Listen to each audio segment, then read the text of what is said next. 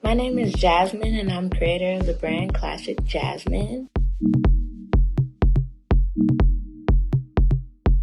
One thing I want people to know about my brand is that beauty is all about making yourself feel good. It's not about getting validation from others. It's about how you feel about yourself and what you want to do to make your appearance pleasing to you.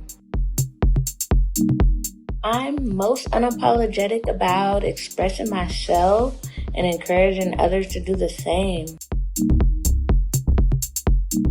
I'm a hairstylist by trade and a beauty entrepreneur. I create products that embrace natural hair as well as hair extensions.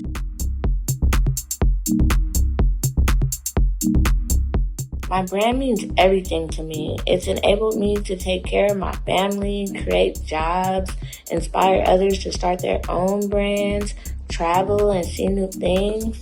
And it's allowed me to do something that I love to do, which is make people feel beautiful about themselves. What inspires me the most is being able to see the social changes that have been going on lately, how the youth are speaking up for themselves, how policies are being changed. It's a lot to be inspired about right now.